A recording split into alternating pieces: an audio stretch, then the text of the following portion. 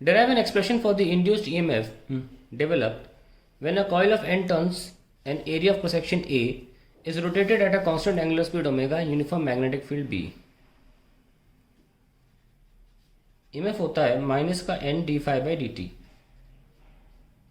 N D by D T of, जब coil move करती है तो किसी भी ओरिएंटेशन में हो सकता है मैग्नेटिक फील्ड और एरिया में कुछ एंगल हो, B A cos theta minus N B A cos theta का हो जाएगा माइनस साइन थीटा और थीटा का हो जाएगा D theta by D T.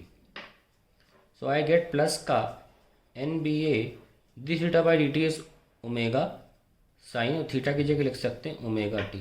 That is the answer to the first part, N B A omega sine omega T. Now a wheel with 100 metallic spokes, मान लीजिए कोई व्हील है, बहुत सारे स्पोक्स हैं उसमें, मैं 100 नहीं दिखा रहा हूँ, बस अंडरस्टूड है. Each of 0.5 metre long is rotated with a speed of 120 revolution per minute in a plane normal to horizontal component of the Earth's magnetic field. If the resultant magnetic field at that place is 4 10 power minus 4 and angle of dip at that place is 30 degree. Find the EMF induced between the axle of the rim of the wheel.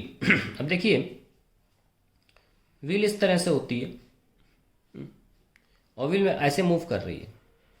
धरती पर अगर हम बहुत दूर से देखें तो हमें कर्व दिखेगी, अदरवाइज हमें फ्लैट दिखेगी. अगर हम धरती पे से ही देख रहे हैं तो हमको पता है कि अगर हम अर्थ की बात करें तो साउथ टू नॉर्थ, मान लीजिए यहाँ साउथ है, नीचे साउथ है, south to north horizontal component of earth's magnetic field होता है, यानी कि हॉरिजॉन्टल कंपोनेंट अर्थ के पैरेलल होता है ऐसे. ठीक है, अर्थ के पैरेलल होता है और साउथ टू नॉर्थ होता है. ये कैसे मूव कर रही है? In a plane normal to horizontal component of the earth magnetic field, यानी कि अगर मैं लेवलिंग फील्ड बनाऊँ, मैं अच्छा सा पेपर ले लेता हूँ एक,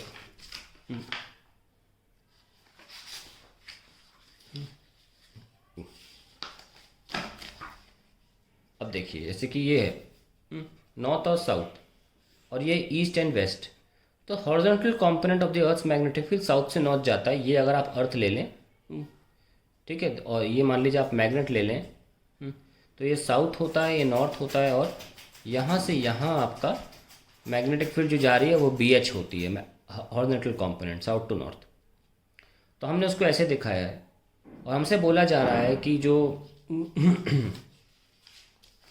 गाड़ी है वो चल रही है plane normal to horizontal component. Horizontal में ऐसे है तो गाड़ी चल रही होगी ऐसे, इस तरीके से इधर की तरफ, क्योंकि यही दिशा इस दिशा के नॉर्मल है. तो यानी कि हमारे जो पहिए हैं वो किस फील्ड को काट रहे हैं? हॉरिजॉन्टल कंपोनेंट को काट रहे हैं, और जो फील्ड कट की जाती है वही रिस्पॉन्सिबल होती है एमएफ जनरेशन के लिए. ये ध्यान रखें. एयरप्लेन का केस होता है, ये एयरप्लेन मान लीजिए एयरप्लेन है, उसकी विंग्स ये हैं, तो एरोप्लेन की जो विंग्स हैं वो जा रही हैं इधर, तो किसे काट रही हैं? वर्टिकल कंपोनेंट को काटती हैं. तब हम बी वी लेते हैं, ईएमएफ होता है B vertical L into V, तब ऐसे आंसर आता है. पहिए के केस में अगर मैंशनड है कि it is moving in direction normal to the earth's horizontal component magnetic field, and you take B H. तो इसका डायरेक्ट आंसर आ जाएगा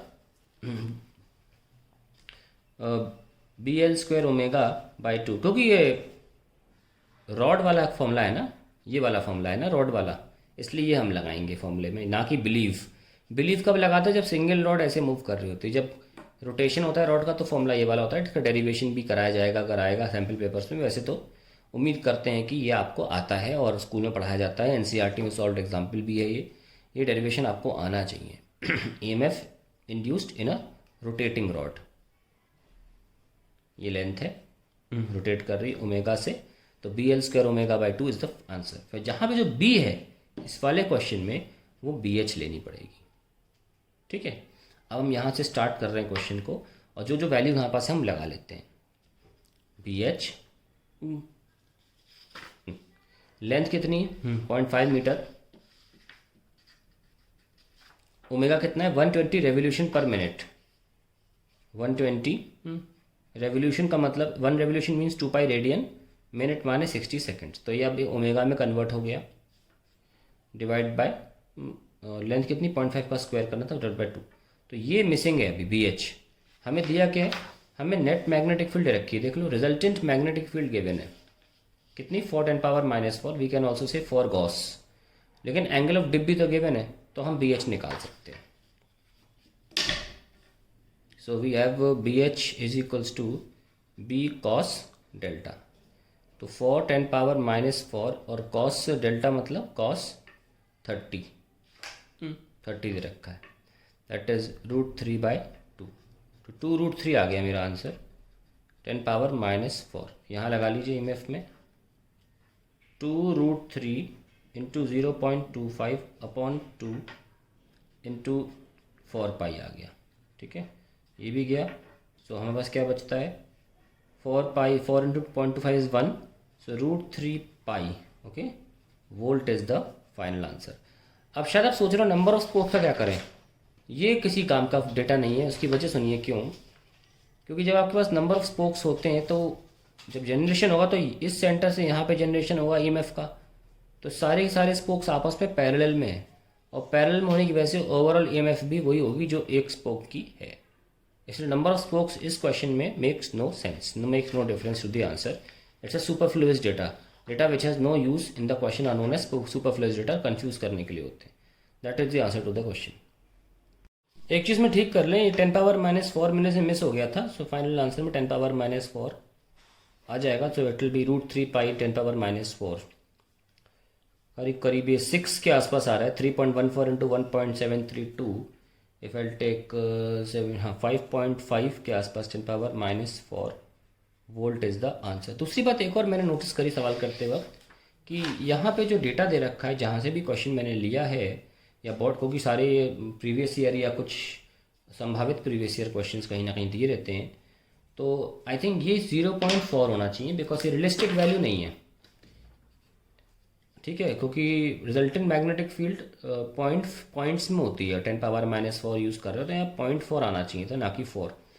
तो डेटा यहाँ पे गलत दे रखा है। ठीक है ना, तो इस बात को बता देता हूँ मैं। अब जो डेटा दे रखा है सॉल्व उसी से करना चाहिए वैसे हमको। ठीक है, so that is the answer to the question.